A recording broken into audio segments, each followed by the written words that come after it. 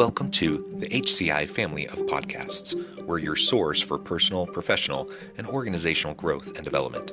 We share our own original research, explore industry trends, and interview executives and thought leaders from across the globe. Join us for practitioner-oriented content around all things leadership, HR, talent management, organizational development, and change management. Maximize your personal and organizational potential with the HCI family of podcasts.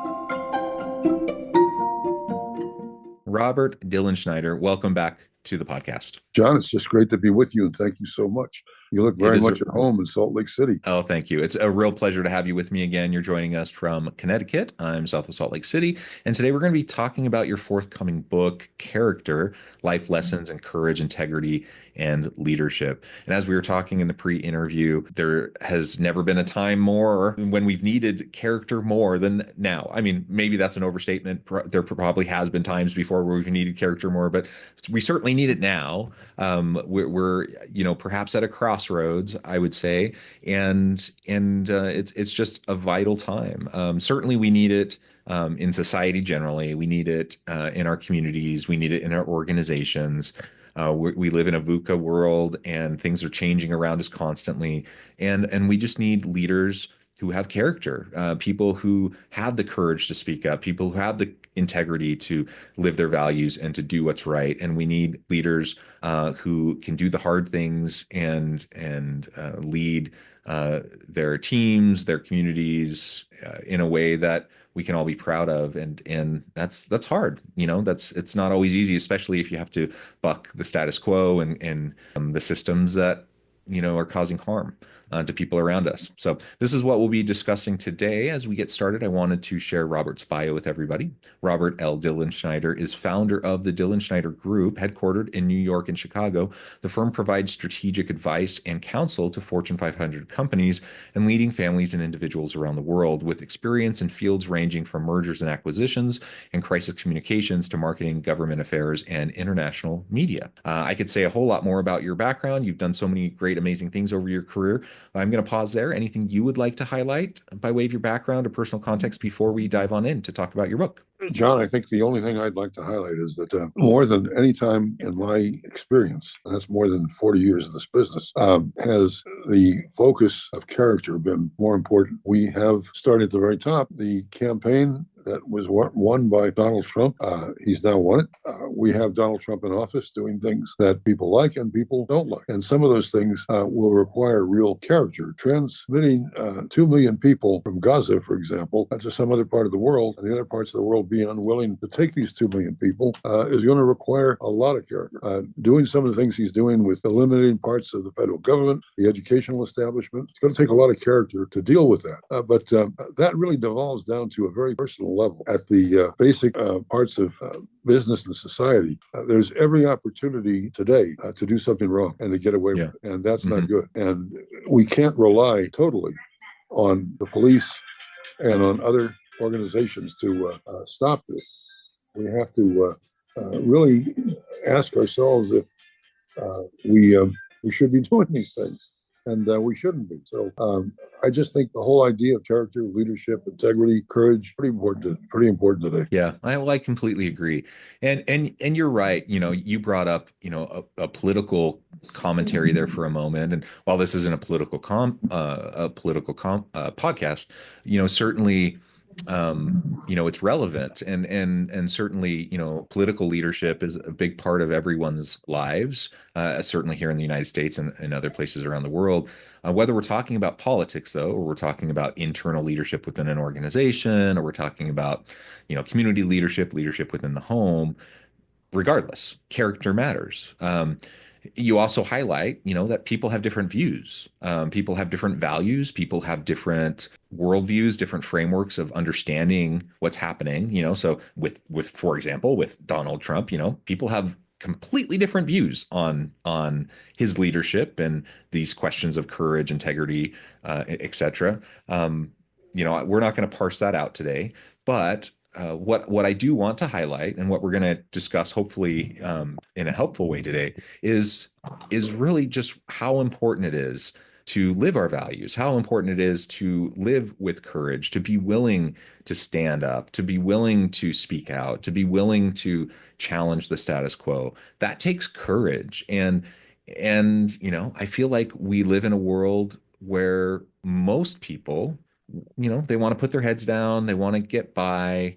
And I get it. Like I in some ways don't blame them, but in other ways I'm like, come on, we gotta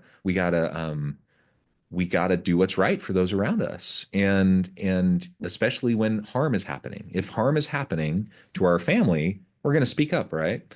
If harm is happening to people in our community, sometimes it's easier to look the other way because it's not directly impacting us. If harm's happening to our direct team at work, sometimes it's easier for us to speak up because it's more direct. But if it's happening to other people that are a little bit more disconnected from us at work, somewhere else in the organization, maybe it's easier to kind of set it aside or to kind of put our heads in the sand a little bit and to think, oh, it doesn't really matter.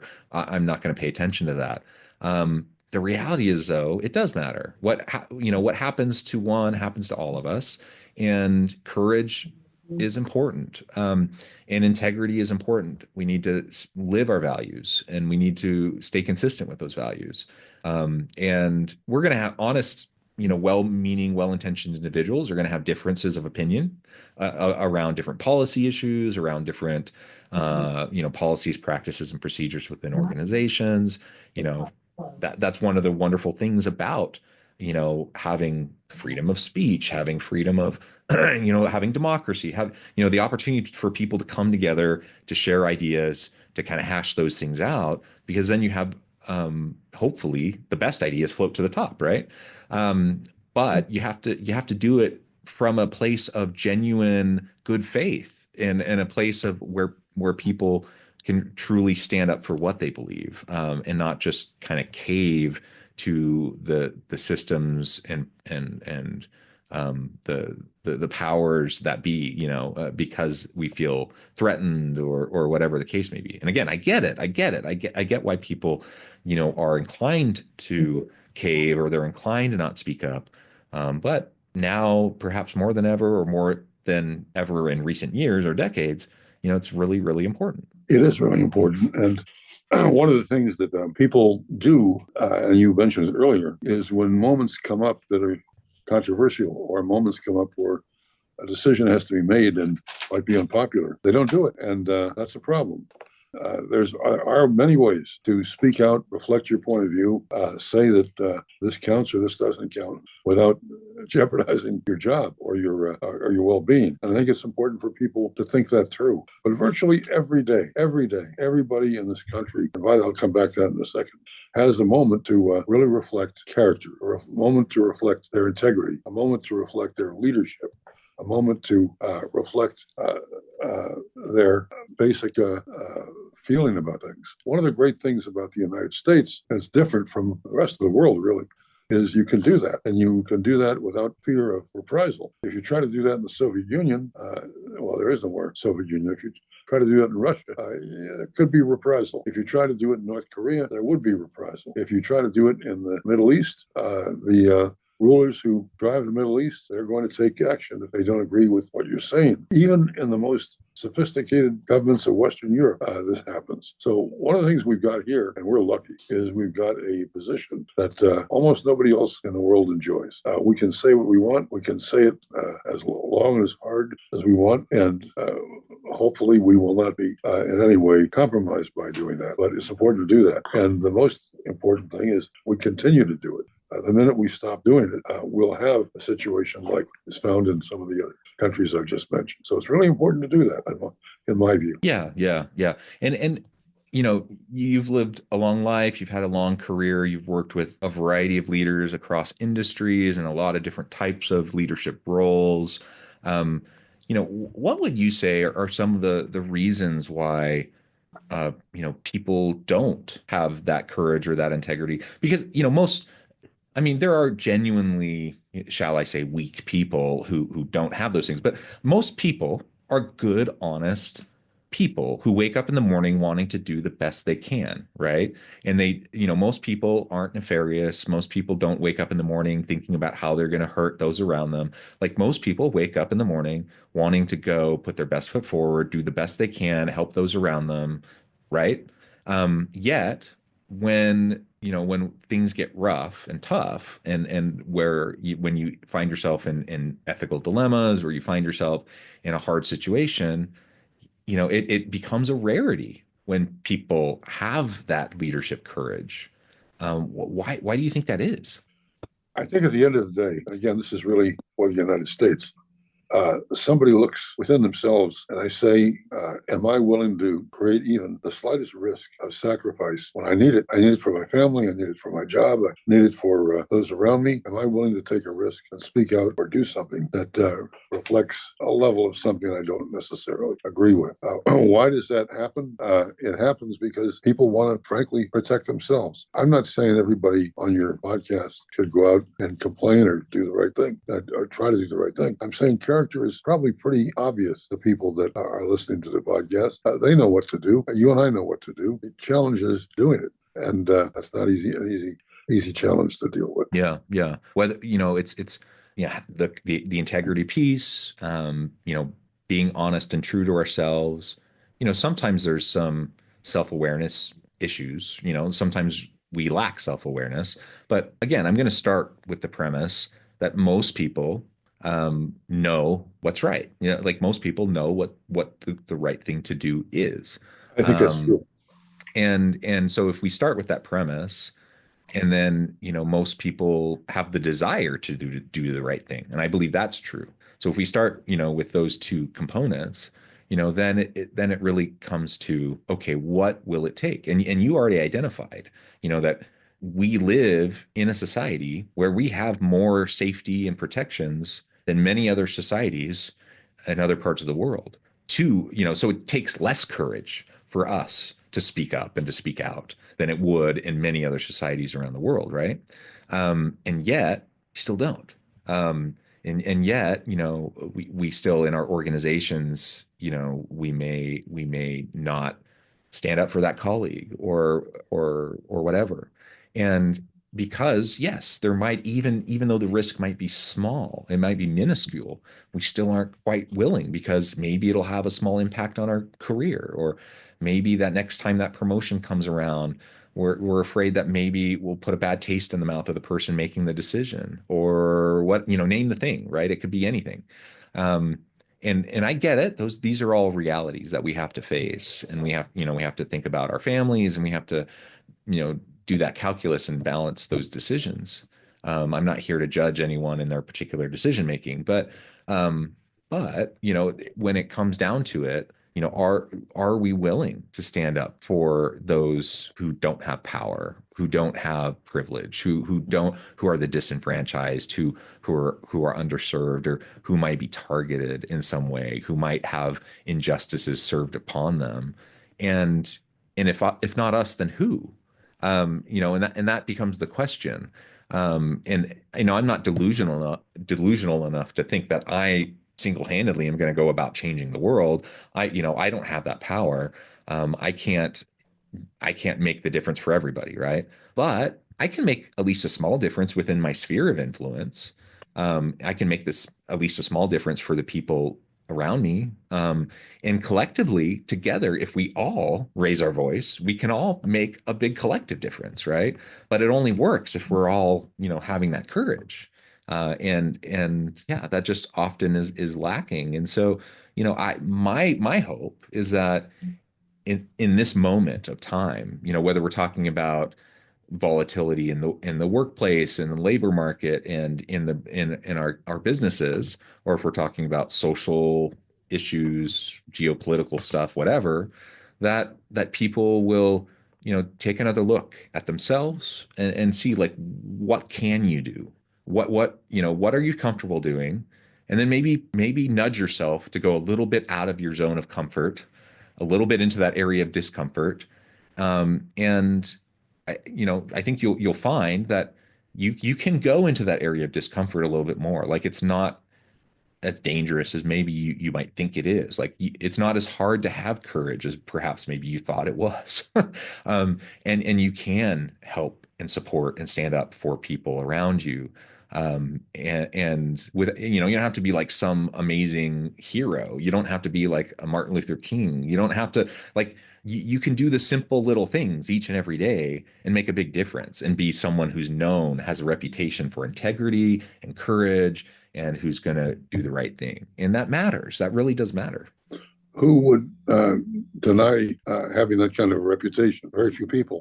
I think, though, that there are a tremendous number of opportunities that come up virtually every day for everybody, and they just don't speak out on it. And one of the things that makes the United States what it is we have spoken out on it, and we have dealt with issues, and we're hopefully going to continue on that for some time. For sure, Donald Trump is going to give us plenty to speak about. There's no question about that. Joe Biden, at the end of his tenure, gave us a lot to speak about. I mean, frankly, the pardoning of all of those people, really incredible. But then here comes Trump, and he pardons everybody that on January the 6th did what they did. There's something wrong with this, and it overrides the system of justice we have in this country. And justice is really critical. It's critical to character, at least in my opinion. There are plenty of lessons of courage, of integrity, of leadership that can be learned. I try to reflect some of them in the book. And if those lessons are learned and actually carried out by the men and women who are watching the podcast, life will be better. And that's a really good thing. Will somebody watching this podcast take a risk? I hope so. And if they do, I hope that they'll do it because we had this discussion and because they feel it's important to stand up and do the right thing. So there's a lot of opportunity virtually every single day, every single hour of every day. There's opportunity. Yeah, I completely agree. Well, Robert, this has just been a really great conversation. I know we've just really scratched the surface, but that's why you have an amazing book that's being released. As we wrap things up for today, I wanted to give you a chance to share with the audience how they can get connected with you, find out more about your work, the Dilenschneider Group, where they can find your forthcoming book, and then give us the final word on the topic for today. Well, people are more than happy to come to the website. And if they come to the website, they'll see plenty about the Dilenschneider Group. And I hope they do. And I hope they'll call if the spirit moves them. The book itself will be out in March. I expect it's going to have heavy promotion and advertising. So there'll be an opportunity to buy the book. It's a quick read. It's a fast read. I wrote it in chunks, so you don't have to read the whole book at one sitting. You can read 3 or 4 paragraphs and walk away with a good feeling about it. I think that's one of the big challenges of writing today. But they can get it that way. I think, again, I look at the most important things that are happening in the world today. And again, whether Trump or his adversary had won, things are going to have really important elements for everybody in this country. We have to speak out. We have to go the democratic way, do the right thing. It's absolutely critical. And it's never been more critical, in my opinion, than now. When we had the Bushes, when we had Obama, when we had Bill Clinton, it was less critical. It was there, but it was less critical. Today, it's really critical. And if we don't step out and do the right thing, we're going to pay for it. In Utah, where you're living, I think Mitt Romney lives there, doesn't he? Yep. I believe he does. Romney has incredible background. His father had an incredible background. I think we study people like Mitt Romney and his dad. I think that would be a very positive thing to do. For people in the podcast or in New York, Illinois, California, Florida, I know you've got dozens, hundreds of people involved in this. There's an opportunity for them to speak out and do the right thing today. If you're checking out of your grocery store and the grocery clerk gives you the wrong number, if you're in your church and you don't agree with what your priest or your pastor says, if you're in your job and you're insulted, if these are all moments that somebody can speak out and say something and do it in a way that doesn't offend anybody, but which brings a better feeling for everybody that, well, we're doing that and we're doing the right thing. Yeah, absolutely. Well, Robert, thank you so much. It's been a real pleasure. I encourage the audience to reach out, get connected, find out more about what Robert can do for you. Check out the forthcoming book. And as always, I hope everyone can stay healthy and safe, that you can find meaning and purpose at work each and every day. And I hope you all have a great week.